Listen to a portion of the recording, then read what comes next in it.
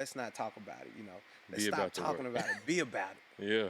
And that's how you get to becoming elite. So I always try to tell my guys, yeah, you want to do more. Um, how you gonna do more? Because the next guy, what if the guy beside you doing more? Mm, So you're gonna keep wanting to do more. mm-hmm. Doing more never ends, That's good. and that's how you become legendary.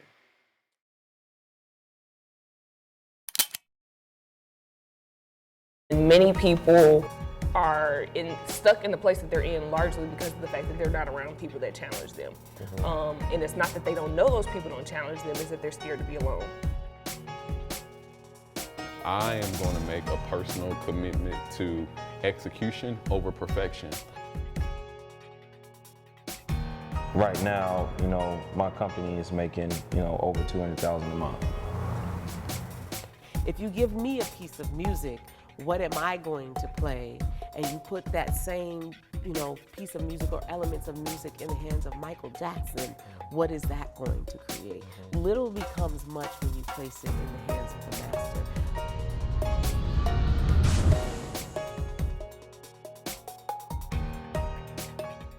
Welcome to another edition of Believers Breathe, the podcast, where the aim is to help people embrace self-awareness, self-confidence, and self-worth. I sit down with proven leaders, entrepreneurs that are doing stuff. And I got this guy with me who I've known for a while. We met on the campus of Tennessee State University in them locker rooms, them tour days. And it's been a thrill to see what these guys doing in the city. So I got Riley Howard. The third, the third, yes, so, sir. man, go ahead and introduce yourself. Tell us who you are. I'm Riley Howard the third, founder of Elite 3.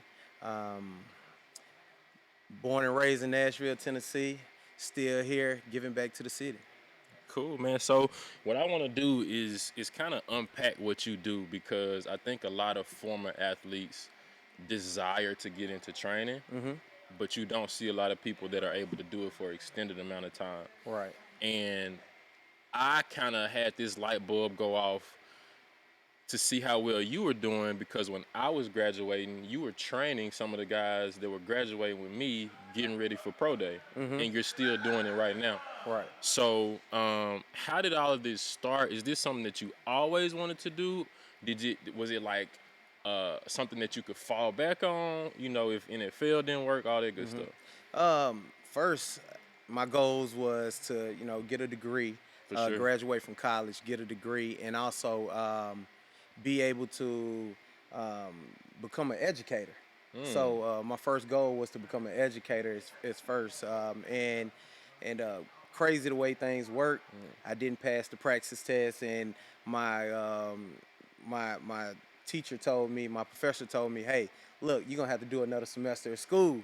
And I was like, I don't know about doing another semester of school. So one thing I did, I changed my major to some things that I knew I wanted to dive into and I already had interest in. And that was giving back into the game in sports. So one thing I did, I just changed my major to exercise science and versus teacher education. So, and I can always go back to teacher education, but I changed to exercise science, and it's been a blessing ever since. What, because I don't hear a lot of people saying that they want to go into education. Was there like a teacher or somebody that stood out to you that made you want to go into the classroom originally?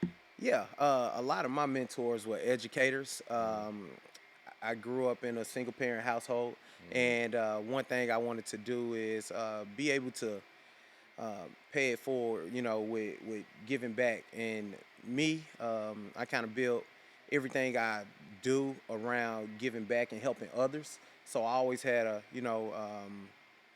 knack for wanting to help others. So that was probably one of my biggest reasons. So when you made that change going from education or teacher education to exercise science, was it like a whole new world, or because you were an athlete, it was like, oh, I got this? It was actually more natural for me because a lot of the classes was converged together and doing a lot of the same things in the same department, and a lot of the professors was pretty much the same. So, it was a good transition for me. It felt more natural. So when you left the playing field, a lot of people are like a deer in headlights. Absolutely. Did you experience that, or was the transition seamless? You already knew exactly what you wanted to do. Well, for me, I always try to plan ahead for my life, and look into the future. So, like, I always told myself I want to go to the league or create my own league. And I stuck with that since I was probably around 12 or 13 years old. Either go to the NFL or create my own league, you know. So, and that's what I pretty much did. I created my own league. That's crazy. Yeah. So how did Elite 3 start? So we made the transition to exercise science. Playing career comes to a close. You already knew I want to create my own league, but how did you go about forming the business, coming up with Elite 3? What was the original goal for you? So, when I was when I was in undergrad, getting that degree in exercise science. So I transitioned from my last semester of college playing sports. I started with my master's in sports management. So I said, okay, so how can I make this transition if I don't make it? Because and not that I don't make it, if I what's gonna be next after football, and that's one thing I always try to plan for. What's gonna be next? And what was next for me was okay, coming up with a plan. And a lot of athletes don't have a plan. Let me pause you right there. So Okay. that's the second time that you said I like to plan. Where did that come from? Did somebody instill that into you, or did life kind of just teach you you better have a backup or something? I think it was just more of growing up in poverty and wanting more. You know, so a lot of things that has driven me is wanting more out of life and wanting more because not being able to move out of public housing and the projects until I went to college, it drove me to want more. So that's what kind of ignites it and initiated it when it first came about. That's good. So you were planning, and then you were getting your master's, and then what? So I was working out for teams. Had a few teams working me out and didn't work out. So I was like, okay, so I'm already working on my masters, and I finished my masters in a year and a half. It was crazy because I kind of flew through it, and my professor was like, hey, you only need to take one class per semester.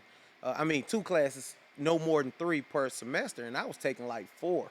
You know, I was like taking like four, and one semester I took like five. And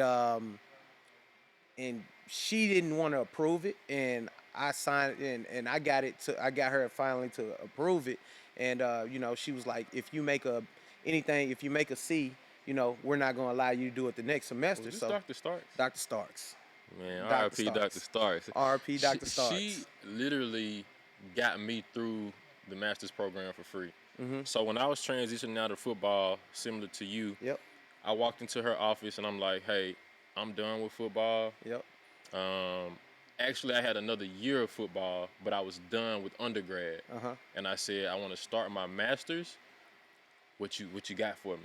She was like, cool. So I went through my last season on scholarship, and then when the season was over, it was in between fall and spring. Right. So I didn't have any funding, but I was still in the master's program. And she was like, look, I'm about to walk out the door and retire, but I'm gonna make sure that you get this GA position. And she did, man. So Yeah. she was like a lifesaver for me. I didn't have to incur any debt for grad school. So she did a lot more than just that. Everybody Yep. knows that, what she did with that golf program. So Yep. big ups to her. So you finished your master's early. You were in that phase where you're working out for teams, trying to see if it's gonna work. Yep. And then So, and how Elite 3 came about, I was in my last semester, so I was doing my my senior project or whatever you want to call it. I forgot the name of it, but it was my thesis. That's what it was, my Yeah. thesis paper. I was doing that, and I created Elite 3. And it's funny that you said Dr. Starks, okay? yeah. Because Dr. Starks was a non-believer.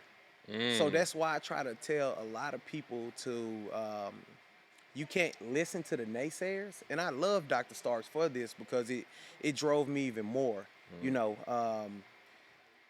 she gave me an F on my paper when I designed Elite 3 in grad school. And like it like crushed me. It crushed me. So and I say that to say that when people doubt you and people tell you can't do something, I never use the word can't. I always say you can, because you can. If you want to accomplish anything, you can. So I use that as fuel to my fire to say, man, like she telling me I can't basically create my own league. What she, and I was like, I definitely can. So she said, rechange your paper, do it on something else because this will never work.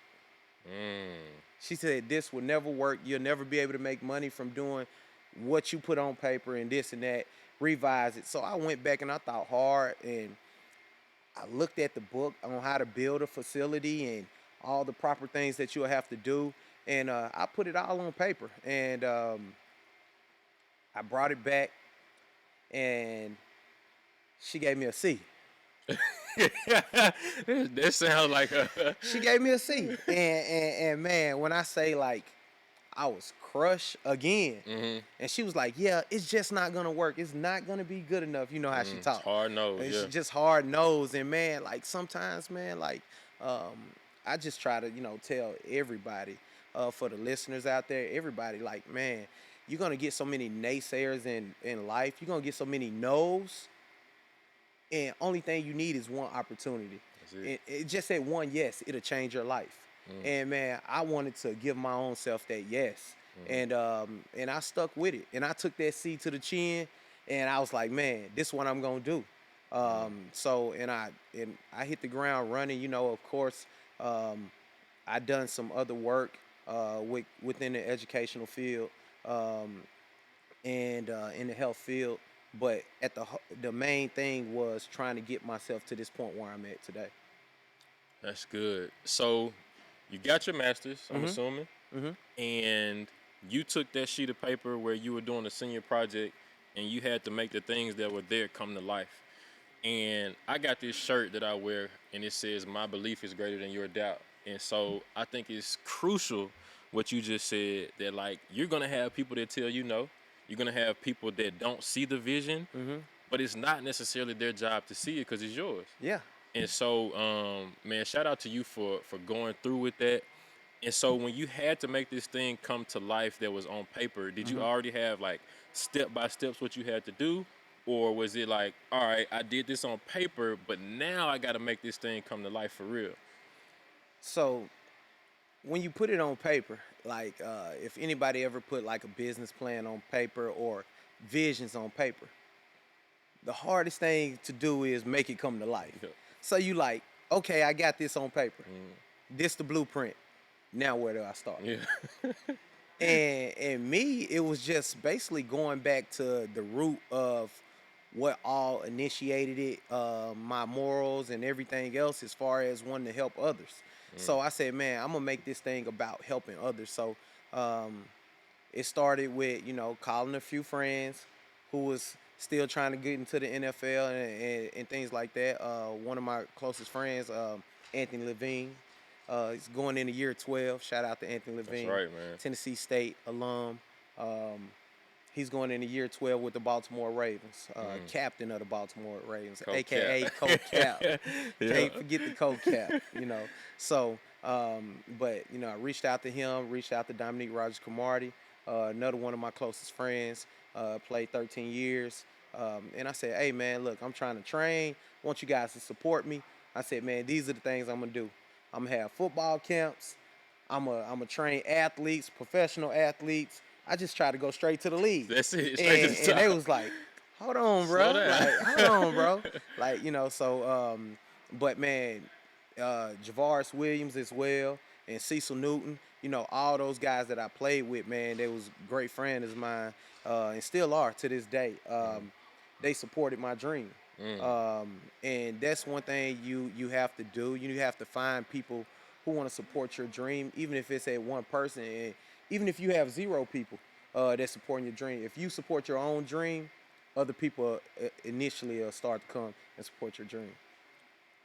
So when you were approaching your friends, because a lot of people hit that stage where it's like, all right, I'm gonna go to the people that are closest to me and I'm gonna tell them what I'm trying to do. Did you have to approach them differently, like a professional conversation, or did you just go as, man, that's my homeboy, look, this is what I'm trying to do, mess with me? Was it different? Did you have to cut that light switch on? Yeah, I had to cut a light switch on because you have to be able to have a wall. Whereas a friendship and it's business, and when you talk business with anybody, you have to be able to come correct. And that's one thing I did. I had to show them, say, hey, look, this is what I'm trying to do. This is what I'm going to do. Try to rephrase from saying trying. I tell them speaking into existence, and that's one thing I try to do. Speaking in that belief, that you're talking about. So so I told them and gave them the vision, man. And right off back, I had my first football camp. I called them. I think we ended up having, because they invited some friends, I invited some friends. I think we had like 17 NFL players here in Nashville. Really? And guess how many kids we had? How many? 12. So you had more NFL guys than the kids? Yeah, at our first camp, man, that we threw, and they was like, man, we're going to keep supporting you to the end. No matter what. And they've been there from day one, supporting me and helping me along the way, whether it's coming to train with me or supporting things that I'm doing within the community. And so when you saw those 12 kids, were you discouraged? I was not. I was not. I was encouraged because I was like, you want to create a league, but now you got to get players to go into the league. So what are you going to do? You got to do the work. A lot of people don't want to do that lonely work. And I was all for the lonely work. That's good. And man, and it goes back to belief and having that blind faith. And a lot of people not willing to travel that road. And man, It can get lonely. and it can get lonely. It can get lonely. And I was like, man, it was motivation. I said, I got 12 people to show up, 17 NFL guys. I said, man, like, okay, I'm ready. I'm ready. So, and it's just going back into proper planning and preparation to make sure that number grows. So now, turning everything into full fold, when I throw a camp now, I think I threw one in a couple months ago, had 276 kids. Come on, man. That's full circle. That's Full a full circle moment. 276, so that's the blessing in that belief that we're talking about, and believing in yourself when no one else sees it. So you went from 12 kids to 276 kids. What is it about what you do that has been a magnet to so many kids? What is Elite 3 doing that every kid in Nashville, surrounding areas wants to be a part of? And the crazy thing is, it's not just kids, it's adults as well, because I work with professional athletes as well. So it's changing their mindset. What do you mean?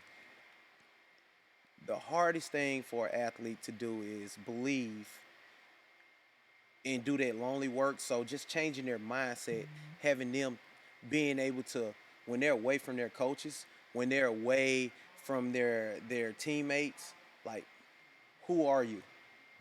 Who are you when no one's watching?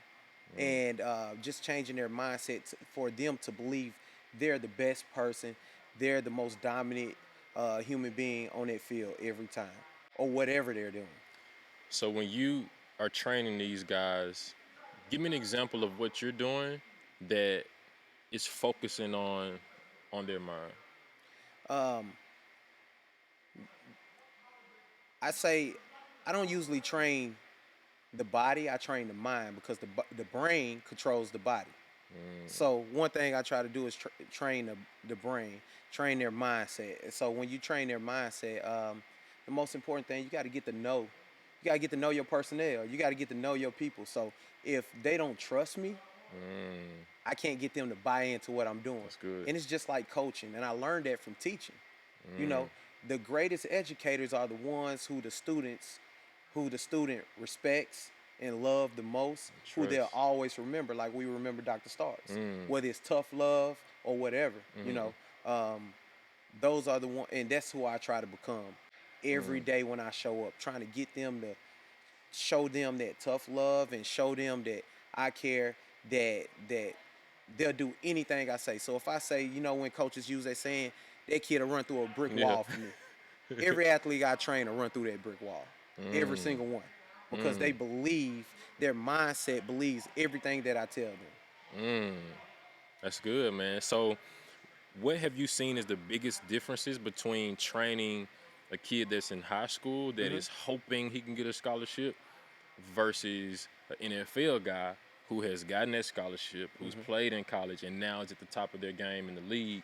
Do you see a difference when you train those guys? Drive. I say drive. The drive is different. Just because the young athlete, the young student athlete, he is still in that belief. Do he believe in himself phase? The professional athlete already believe, and he wants more. He's hungry. He wants to be the lion in the jungle. And the young kid, he's just that it's just that young cub who's trying to figure it out. Do you train these guys together? I do not. They're in different groups, but one thing I do, I have them. So like they'll be in passing.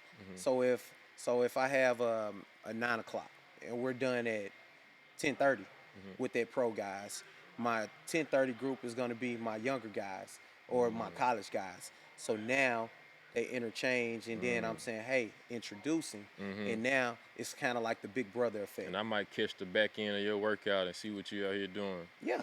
That's good. Yeah. That's so, good. So they can see it. They can say, so, and I always tell my athletes, that's who you're going to be. That's where you're going. So they can see themselves in that light. That's good. So one of the things that I see prohibiting people in your shoes from like taking this thing forward is that they never really structure it. They never make it professional to where people respect it. And so a lot of guys step straight off the field and it's just like, I'm a trainer. And I want to do this. I Yeah. want to do that. And I think it's more of people and athletes, former athletes, who are scared to ask for help. Most people are in fear of asking for help because they don't want to feel like they don't know, And for me, like I've never been too big and too prideful to ask for help. Still to this day, I ask for people for help. And you'll see the greatest leaders in this world, no matter who it is, they always go to people for help. And once we as human beings learn how to get to that other side, as far as asking for help and not being shameful and prideful, Yeah. and just letting it go, man, and say, hey, I need help. That's how you get to that next level. And so financially speaking, a lot of people have a vision for a business that they want, but financially it's like, how do I do this? Or I don't have enough money. Were you ever in that? Because you said that you worked in education. Did you use that time to like build into this? Yeah, so my thing was, how can you ask someone to support your dream if you're not supporting your own dream? So I use my own money, my own time to support my dream. Before I ask anyone for something, I always tell them, hey, look, this is what I'm bringing to the table. Can you support that? That's good. Versus saying, hey, I'm trying to get this. Can you support this? It's a big difference. That's a big difference. It's a big difference, and that's one thing I pride myself on doing that. Putting up your own money. Put my money where my mouth is. My time. My time and money. And figuring it out. If I have a new project or whatever I'm trying to roll out or this and that, so I got to put my own money up. To show that, hey, it's not just you I'm asking for help from. I'm gonna ask myself for help first. So with Elite 3, you're offering training services. Where is it that you want to go with it?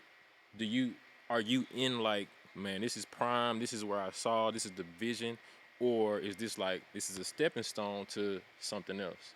So with me, like I talked about earlier, I'm always trying to grow.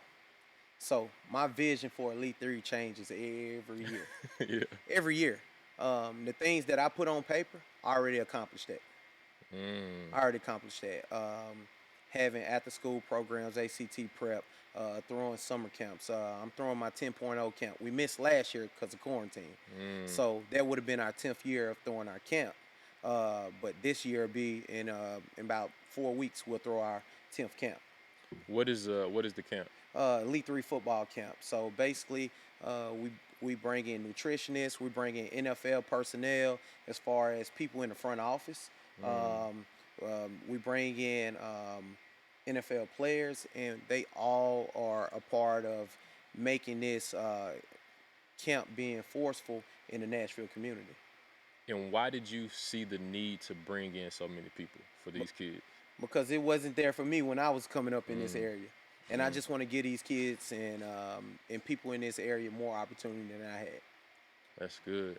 So with Elite 3, we know that Riley Howard III is behind it. Is there anybody else that has been instrumental in building this thing? And I know you said that originally you were talking to your friends about supporting it. Is there somebody that's like in the trenches with you, helping you with day to day, or are you getting to that point to where you're trying to build out a team? Shout out to my wife first. Oh yeah. Shout out to my wife. She's definitely in the trenches with me. She do a lot of the office work stuff for us. That's good. And also I have a staff of 6 guys. Gotcha. And we make it go. So I have guys who train, who works up under the brand, who works with me and up under the brand, because I work for the brand as well. So with training, where we're doing wide receiver training, defensive back training, lineman training, offense, defense, quarterback training, all those different types of things. So we all work together and make one common goal to make this thing grow. That's good. Now I saw when I came in today, because we're actually at the tail end of a workout, I saw your son out here training. What is that like? Is this something that's like you coming with me, or has he just gravitated to it? It probably started with because one thing about your child working with you, it's gonna be hot and cold. And one thing when I stated earlier, you got to work on mindset of the athlete, and nothing changes. When we hit that car and we're traveling, the first thing I'm doing with him is working on his mindset. Talking about, hey, what are some of the goals that you have for today? What things that you want to accomplish? Just figuring out, finding out where he is. Because that's one thing people got to realize. You have to learn how to meet your clientele where they are for that day. Because they're not going to come in at the same. And that's in business as well. For that day, how do you monitor that? You ask questions, you probing? I ask open-ended questions. Open-ended questions. How are you doing today? What are you what are you trying to get out of today? That's good. And let them tell you everything you need to tell. They want to tell you. And so if you have a kid that when you're about to start training and they just seem kind of out of it, how does that change your approach for that day? I'm going to tap in mentally. Hey, what's going on? How your day going? And just figuring out where they are. Just really meeting them where they are, and that kind of determines, am I going to be Coach Riley Howard, who's turned all the way up, or do I turn the volume down a little bit, or that just figuring out which one that they need. And so lastly, man, I want to talk about how did you get comfortable making these transactions with, because everybody can train, obviously not at a high level, but everybody can do it, right? And a lot of people may get consumed in, I'm just training, but I'm not going to ask a high school kid or a college kid to pay me for training. And I think that can be like a hard conversation to get into, because you are an athlete and you were a college athlete, you grew up in poverty, so you kind of know, man, money can be tight. But you as a business owner are like, this is my time, this is my vision, this is my baby, this is my energy. And This so how I like feed my this family. exactly. So how do you have those conversations? How do you set those price points and get comfortable with that transaction? Well, my prices first started at like $10. When I first started, outside of my NFL guys that I started working with, and started $10, $25, and the crazy thing is, I just revised my prices during quarantine, coming out of quarantine. And one thing I have to tell myself, who am I? Who am I? Am I this guy who trains youth through professional athletes? And you have to know your worth. And I know my worth. You have to learn your worth first. Once you learn your worth, you'll know how to price your worth. And some people are gonna pay it, some people won't. But the thing is, you got to find those ones who want it and who wants to pay it and believe. That belief we talked about. So it all goes back to that. To believing in your system. And if they believe in your system, they'll pay it. Because my goal is believing in what I do in the system and what in the program that we're operating out of, and making sure we make sure that we hit everything that we want, hit all our performance goals. So it'll be worth it. It's worth it. Well worth it. I think I still charge Undercharge. That's good. So man, just believing in yourself, and you have to price range the market as well. Yeah. What you're doing, because you can't just say, hey, I'm gonna charge $200 a session. And everybody else charging. Everybody 10. else charging, yeah. So you just gotta price range it, and once you figure out your worth and find your niche in the market, whatever you're doing in life, you'll get there. Do you have a success story that sticks out to you? You obviously are training a bunch of kids. Has there been one or two that are like, that is why I do this? Yes. Well, one of my success stories, Chris Rowland. I'm just gonna use Will State, Tennessee State. I got a lot of them, but I use Chris Rowland. Chris Rowland. A lot of people don't know Chris Rowland was a college walk-on. He was a college walk-on. I always had him at the Joe Gillum camp. Rest in peace, Joe Gillum Jr. and Senior. I always had him at the Joe Gillum camp, and I never put him in the front of the line. He was always in the back of the line because he was shorter. We used to call him Mighty Mouse. And I didn't really know Chris then, but when he got to high school, he stopped coming to the camp. And then when he got to college, he was a college walk-on. He came to me. He said, man, I always seen your program, and I always knew guys and my teammates and stuff that participated in your program, and I always want to be a part of it. And you never gave me any shine in camp. And it's Joe Gillum camp. Every year you used to put me in the back of the line. I hop to the front, and I'd be like, oh, for real? And he was like, yeah. I said, man, he said, man, you called me Mighty Mouse. I said, yeah. I said, okay, now I remember. Yeah. He said, you never let me get to the front of the line. I was like, okay. So with that, he was a college walk-on, and he came to me. He started training with me his freshman year of college. And he was like, man, I got to be better than these other guys. The other guys on scholarship, I want to work. Man, Chris Rowland seen me probably during season probably 3 times a week. No way. During season, all the way through. Probably his senior year, he probably seen me 4 times a week during season.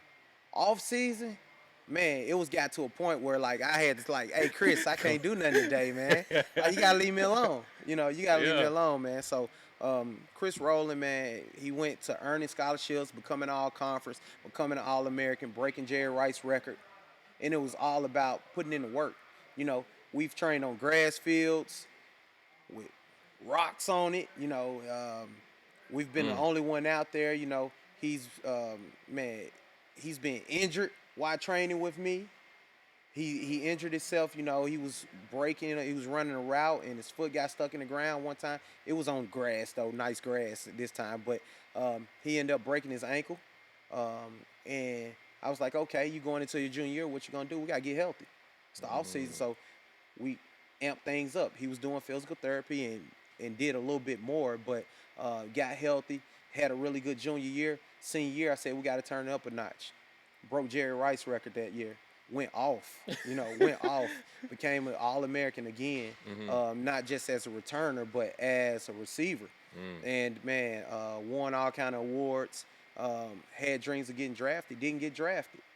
And guess what? He still made the team. Still made the team. Going in a year 2 right now for the Atlanta Falcons. Shout out to Chris Roller. Yeah, he's a worker, man. Yeah. He's a workaholic for sure. Yep. That's good. And so when you find a kid like that, it keeps you in it. It for keeps. sure. I build. I have an opportunity to build so many athletes who don't have a name, and that's the beauty of it. That's why I kind of took a step back from going from just all pro guys to tapping into the youth, those middle school and high school players, because now they don't know who they are and who can become. And I just don't have like go try to get all the guys who's 6'6" or whatever. I have more short guys who The go to Mighty college. Mouse. The Mighty Mouses. I got the the Mighty Mouses. And the crazy thing is, the Mighty Mouses is the new standard now. Yep. They're the new standard. Yep. So That's true. So yeah, man. That's probably one of my biggest success stories, and just having him.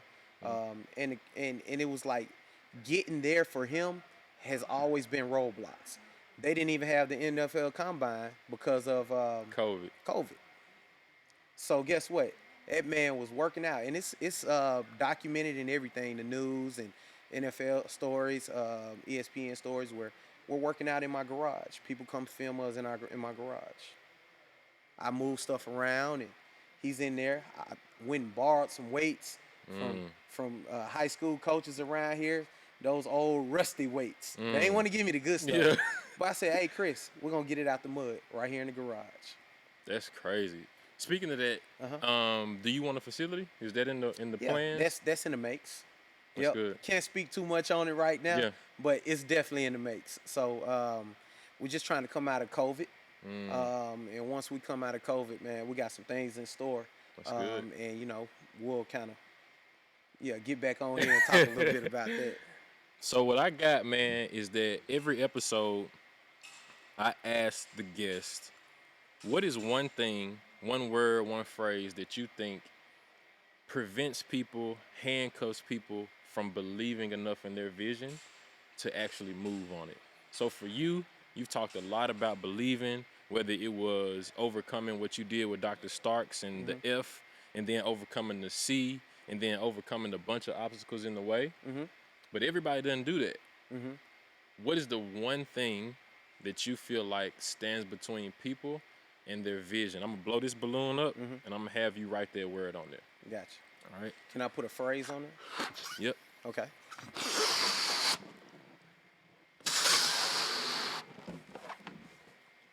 I got the red balloon for Elite 3, man. Yes, sir. I usually do Yes, great. sir. Yes, sir. So here's a marker. And then